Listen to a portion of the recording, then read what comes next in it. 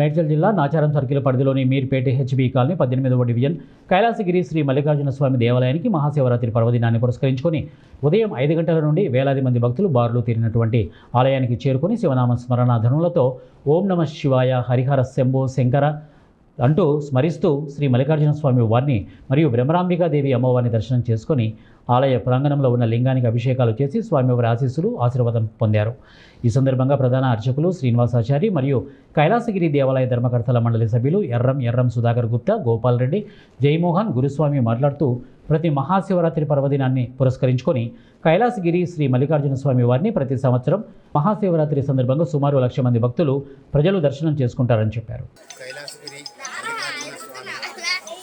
దేవాలయంలో గత 30 సంవత్సరాల నుంచి ఇక్కడ భక్తులు ఎంతో భక్తి శ్రద్ధతోని దూరం నుంచి ఇక్కడికి వచ్చి పొద్దున 6 గంటల నుండి రాత్రి లింగోద్భవ కాలం వరకు ఇక్కడ పూజలు జరుగుతుంటాయి. పూజలంటే మామూలుగా ఇక్కడ అందరూ వచ్చి అభిషేకాలు చేసుకొని వెళ్తుంటారు. ఈ రాత్రి 1 గంటన్నర లింగోద్భవ కాలం వరకు కూడా పూజలు జరుగుతూనే ఉంటాయి. తర్వాత శాంతి కళ్యాణం విశేషంగా పూజలు నిర్వహించడం 26 సంవత్సరాలుగా అంగరంగ వైభవంగా జరుగుతుంది. ఇది 26వ సంవత్సరము. బ్రహ్మోత్సవాలు జరుపుకుంటున్నారు స్వామివారు. అందులో భాగంగా ఈరోజు విశేష అలంకారం చేసిన స్వామివారు తండోపతండాలుగా భక్తులు దర్శనం చేసుకొని వెళ్తున్నారు.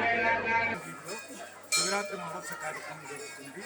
భక్త మహాశయులందరూ కూడా భక్తితోటి వచ్చి లైన్లో క్యూలో నిలబడి అనుకూర్చి దేవుడు దర్శనం చేసుకుని ఈ కార్యక్రమం రాత్రి కళ్యాణం అయ్యేంత వరకు జరుగుతూనే ఉంటుంది. అర్ధరాత్రి 2 గంటల వరకు జరుగుతూనే ఉంటుంది.